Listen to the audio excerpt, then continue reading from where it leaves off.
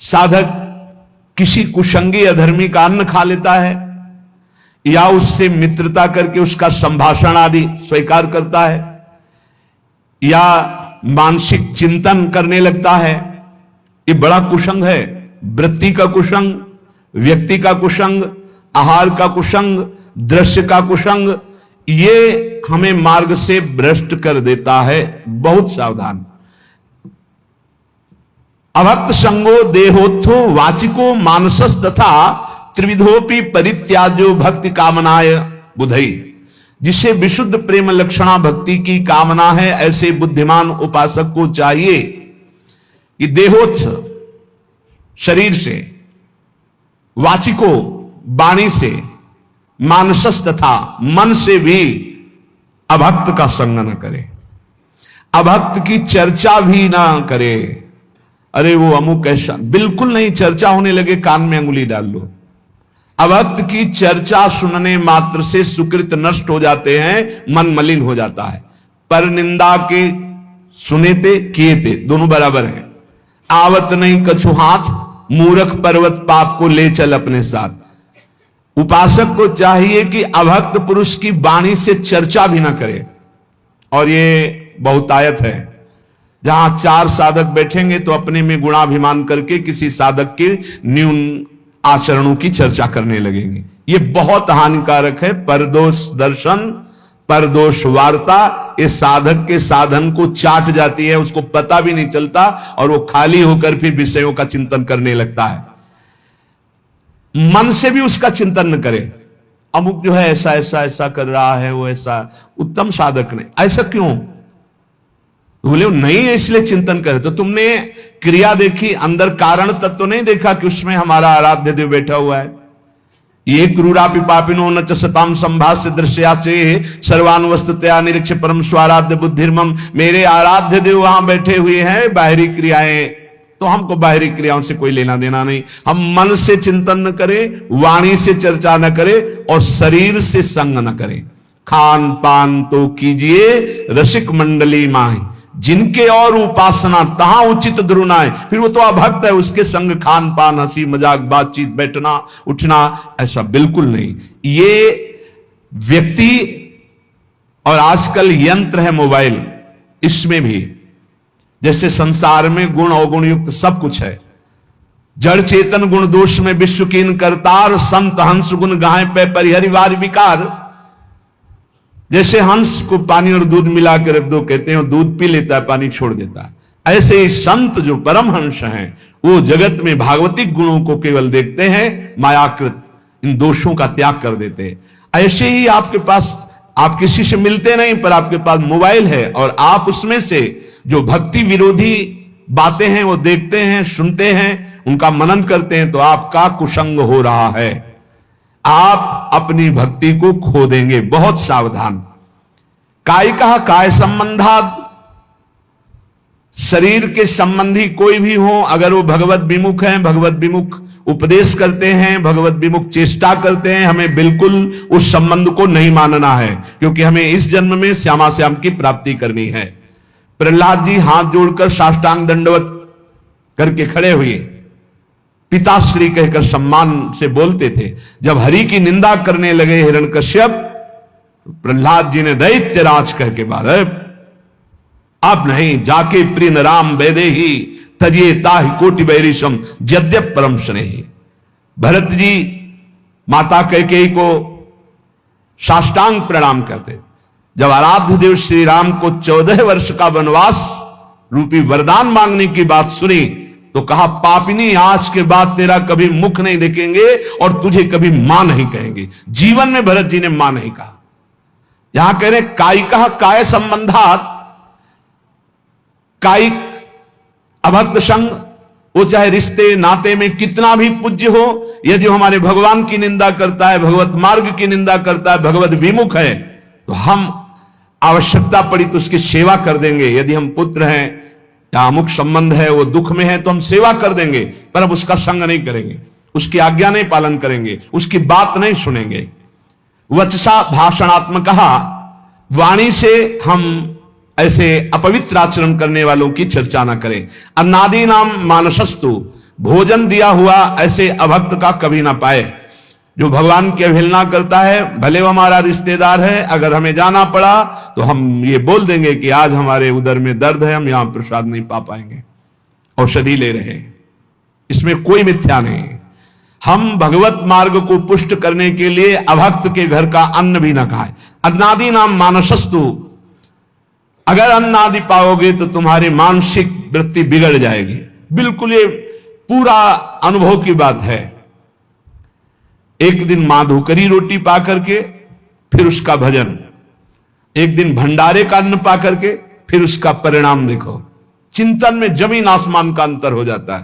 प्रिया प्रीतम के मिलन की चाह, भजन की गाढ़ वृत्ति सब पता नहीं कहां खो जाती है, बस उद्दंडता सुहाती है। अन्न का बहुत बड़ा प्रभाव। भूखे रह जाना अच्छा है, लेकिन बिना परिचय के ऐसा नहीं कि भूख लगी जहां जो मिला हम खा लिए, नहीं, जानबूझ करके खूब समझ करके ये भोग लगाने योग्य श्री जी के है कि नहीं है, भोग लगा है कि नहीं है, ये जिससे हम अन्न ले रहे हैं ये वैष्णव है कि नहीं, भजन करता है कि नहीं, भक्ति रंग से रंगा है कि नहीं, भगवत विरोधी तो नहीं है।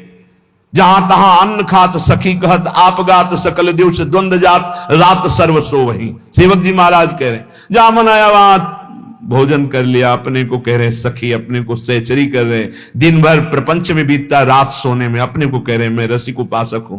बहुत डांट लगाई है। जहां तहां अन्न खात सखी कहत, आप गात सकल दिवस द्वंद जात, रात सर्व सो वहीं।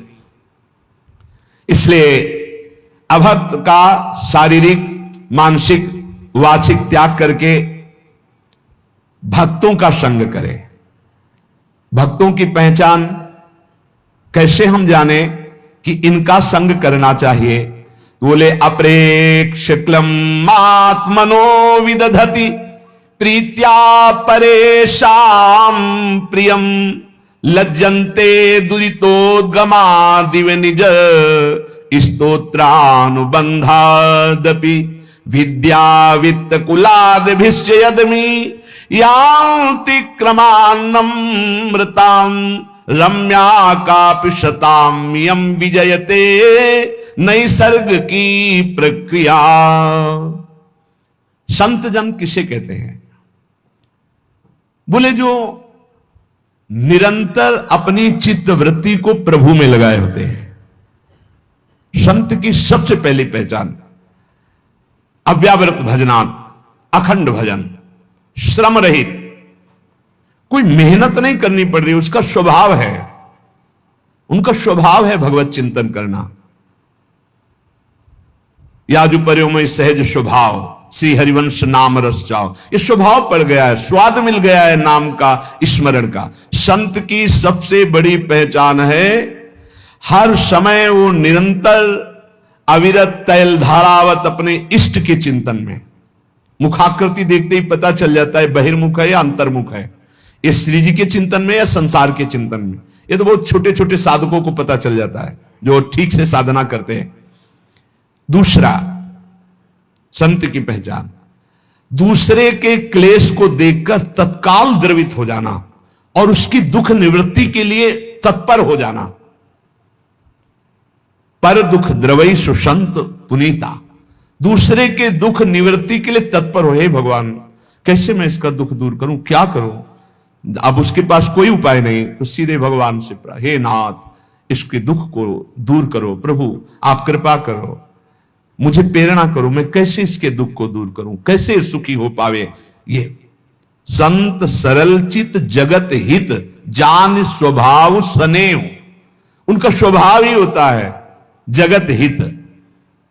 दूसरे का प्रिय कार्य करने में बिल्कुल लज्जा ना आना, चाहे वो शौच धोना पड़े, चाहे वो कुछ भी कार्य हो। लज्जा संकोच छोड़ करके, अपनी परवाह न करके, दूसरे के दुख की निवृत्ति के लिए पूरा प्राण अर्पित करके तत्पर हो जाना, ये संतों का स्वभाव होता है। पहला अखंड स्मृति, दूसरा परहित परोपकार। किसी भी जीव को किसी भी तरह का दुख उसके द्वारा पहुंच ही नहीं सकता। संत का वचन, संत की चेष्टा, संत का संकल्प मंगलकारी होता है। साधु ते होए न कारज हानि, किसी भी तरह का चाहे वो वाचिक ही क्यों ना हो, संत के कभी ऐसे वचन नहीं निकलते कि दूसरे के हृदय में जाके पीड़ा पहुंचा दे। नहीं, संत के हृदय से निकले हुए वचन तो ऐसे होते हैं दूसरे के हृदय में आनंद वर्धन करने वाले। परुख वचन, कठोर वचन ये संत के वाणी से निकल ही नहीं सकते, क्योंकि वहां निरंतर भगवत स्मृति चल रही।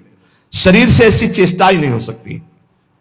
तो जिससे भगवत मार्ग में चलना है तो इसको आदर्श मानकर स्वीकार करना। पहला, अखंड स्मृति, हम हर समय भगवान के स्मरण में, प्रिया प्रीतम के नाम स्मरण में लगे रहें। दूसरा, किसी को भी दुख न पहुंचावे। ये जो अंडा, मांस, मछली ये सब खाते हैं, इनकी बड़ी दुर्गति होने वाली है। ये ना समझें कि हम परम स्वतंत्र हैं, जो चाहे कर ले। नहीं नहीं नहीं, यहां एक सेकंड का भी हिसाब मिलेगा आपको, एक सेकंड का भी। जब से आपकी शुद्धि हुई और जब आप बेशुद्ध होंगे, मरेंगे, उस समय तक का पूरा रजिस्टर आपका है, आपके साथ है। जय श्री हरिवंश नरक गति दुर्भर यम द्वारे कटियत नख छिके। एक छोटी सी क्रिया का भी हिसाब है, आप मनमानी ना सोचे। मांडव्य ऋषि ने तितली की गुदा में कांटा डाल के छोड़ दिया था, तो उनकी गुदा में सूली डाली गई, सूली, और वो काट दी गई, निकली नहीं। अणि मांडव्य नाम पड़ा। वही धर्मराज जी को जाके साप दिए तो विदुर जी के रूप में धर्मराज जी अवतरित हुए। एक इतने बड़े ब्रह्म ऋषि तपस्वी तितली की गुदा में कांटा डाले, उसको नहीं मिटा पाए, और उनकी गुदा में सूली पड़ी रही, आज भी पड़ी है। और आप उबाल उबाल के खा रहे हो, काट करके खा रहे हो, तो आपकी दुर्गति क्या होगी?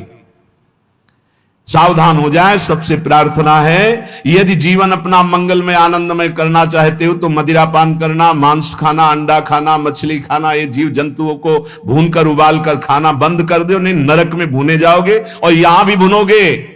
वीआईपी कार में आग लगेगी और पूरे के पूरे परिवार सहित भुन जाओगे। जो बहुत स्वाद ले रहे हो ना, ऐसे चीखोगे, कोई खोलने वाला नहीं मिलेगा, क्योंकि वो तार बंद हो जाएंगे जिनसे बटन से खुलता है। तुमने भूंजा है ना, तो तुम्हें काल भूंजेगा उसी कार में। बड़े रौब से चल रहे, कई करोड़ की कार है, उसी में भूंज जाओगे। हमारी बातें कड़वी लगेंगी, लेकिन समझ लीजिए, शरीर से, मन से, वचन से दूसरों का दुख भरा कार्य, अपकार, अहित कार्य करने वाला कभी चैन से नहीं रह सकता, कभी शांत नहीं रह सकता, सदैव दुखी रहेगा। इसलिए दूसरों के शरीर का मांस खा के कोई बलवान नहीं होता। आप थोड़े दिन ब्रह्मचर्य से रहिए, सदाचार पालन कीजिए, सात्विक भोजन। ऐसा बल आता है, सच्ची मानिए, ऐसा बल आता है, ऐसा उत्साह होता है। ये चर्बी बढ़ाने वाले जानवरों को खाने वाले, इनकी कितनी ताकत होगी, सच्ची मानिए। हम मजाक नहीं कहते कि विनोद में कहते हैं। एक घूंसे में बैठ जाएंगे। सात्विक ब्रह्मचारी हो, सात्विक भोजन करता हो, और एक घूंसा कस के मार दे तो मुंह बगाड़ देंगे। जो भैंसा और बकरा खाते हैं ना, मुंह बगाड़ देंगे। इनमें ताकत नहीं। ब्रह्मचर्य की ताकत, तपस्या की ताकत, सात्विकता की ताकत बहुत बड़ी ताकत है। ये सब भूल कर रहे हैं जो सोच रहे हैं हम बलवान बन जाए। बलवान नहीं बनोगे। ऐसी जगह कैंसर होगा कि ना खा पाओगे ना सौं छो पाओगे। दोनों बातें समझ लेना। हम भयभीत नहीं कर रहे। कितने ऐसे उदाहरण सामने आते चले जा रहे हैं जो देखने को मिल रहे। हे भाई, दूसरों का मांस खाना जहां तक हमारी आवाज पहुंच रही हो, अब भी बंद कर दो। हरि शरण में हो जाओ। वो कह रहे आम तो आम स्वरूपापेभ्यो मोक्षयिष्यामि मा शुचा। मैं तुम्हें पवित्र कर दूंगा, पक्का पवित्र कर देंगे, क्योंकि जिनके चरण धोवन गंगा जी त्रिभुवन को पावन करने वाली, वो भगवान पक्का पवित्र कर देंगे। पर अब लो नसानी, अब ना नसई हो, अब तक किया आप मत करो, होश में हो जाओ। ये जो बहुत अच्छे कपड़े पहनकर आप समझते हो हम बड़े आदमी है ना, इतने छोटे बनाए जाओगे कि तुम्हें समझ में आ जाएगा। अभी अवसर मिला था कि धन के द्वारा असहायों की सेवा करो, दूसरों को सुख पहुंचाओ, नाम कीर्तन करवाओ, नाम कीर्तन करवा करके लोगों को सुख पहुंचाओ। तुम उपद्रव कर रहे हो, मनमानी आचरण कर रहे हो। इसलिए संत वही है जिसके वचन से, शरीर से, मन से किसी का कभी अमंगल ना हो। और संत वही जब उसकी प्रशंसा होने लगे तो ऐसा लज्जावान हो जाए जैसे किसी का पाप खुल जाए, पाप की बात खुल जाए तो कैसा लज्जित होता है, ऐसा प्रशंसा में लज्जित होना चाहिए। संत अपनी प्रशंसा सुनकर लज्जा से युक्त हो जाते और दूसरे की प्रशंसा सुनकर आनंदित होते हैं। दूसरे की निंदा सुनकर तुरंत कान में अंगुली, अपनी निंदा तो कान की अंगुली हटा लो, खूब आराम से सुनो। ये साधुता के लक्षण है। अपनी निंदा तो बुरी लगेगी, दूसरे की निंदा सुखद लगेगी। अपनी प्रशंसा अच्छी लगेगी, दूसरे की प्रशंसा दुखद लगेगी। ये असंत का लक्षण है। संत का लक्षण है अपनी प्रशंसा सुनते ही सकुचा जाना, दूसरे की प्रशंसा सुनते ही आनंदित हो जाना, अपनी निंदा सुनते हुए आनंदित हो जाना, दूसरे की निंदा सुनने पे क्लेशित हो जाना। अरे क्या भगवत चर्चा के सिवा ये क्या प्रपंच की बात सुना रहे। जैसे कोई पाप अपना प्रकट हो जाए तो लज्जा आ जाती है, ऐसे जब चार लोग प्रशंसा करने लगे तो लज्जा आ जानी चाहिए। संत में विद्या का, तपस्या का, भजन का, संपत्ति का, कुलीनता का किंचन मात्र भी अभिमान नहीं होता। जो असंतों में बहुतायत होती है, थोड़ी विद्या तो अभिमान, थोड़ा धन तो अभिमान, अपार धन अपार विद्या ज्ञान समुद्र होते हुए भी वो दैन्य होते हैं। हमने देखा है, महापुरुषों को देखा है, काशी में देखा, पूज्य बक्सर वाले मामा जी का अग्र पूजा का सम्मान किया गया था। एक से एक विद्वान पूज्य मामा जी का पूजन, उनके विषय मामा जी सबसे पीछे बैठे रहे। जानकी जी को अपनी बहन मानते थे, इसलिए उनको सब जगत मामा कहते थे। जब वो बोलने को हुए तो दैन्यता की झड़ी लगा दी। तब लग रहा था कि हां, भगवान के भक्तों में दैन्यता कूट कूट के भरी होती है। अभिमान किंचन मात्र उत्पन्न न होने पावे, अधिकाधिक दैन्यता। देखो ना, परम ज्ञानी हनुमान जी जब बोल रहे हैं विभीषण जी से, तो वे नहीं कह रहे मैं भगवान का अत्यंत नजदीकी सेवक हूं, भगवान राम हमें बहुत प्यार करते हैं और मुझे योग्य समझा इसीलिए मुझे भेजा, ऐसा नहीं। वो कैसे बोल रहे, असमय अधम सखा सुनु मोहू पर रघुवी, मैं कितना अधम हूं ऐसा प्रात ले जो नाम हमारा ते दिन ताई न। अद्भुत दैन्यता। सबरी मैया के अधम ते अधम अधम मति नारी, तिन मां मैं मति मंद घारी। जहां देखो महापुरुषों में दैन्यता भरी हुई है। ये कोई बनावटी दैन्यता नहीं, वचन दैन्यता नहीं है, वो हृदय में ऐसा अनुभव होता है। ये साधुता कब आती है? असाधुओं का त्याग करे, साधुओं का संग करे, तो ये साधुता कब हृदय में आती है? बोले तुंडे तांडवनी रतिम वितनुते तुंडावली लब्धे कर्ण क्रोड कडम्बिनी घटयते कर्णार्बुदेभ्याः स्पृहाम चेता प्रांगण संगिनी विजयते सर्वेन्द्रियाणाम कृतिम नो जाने जनिता कियद्भिरमृतै कृष्णेति वर्णद्वै।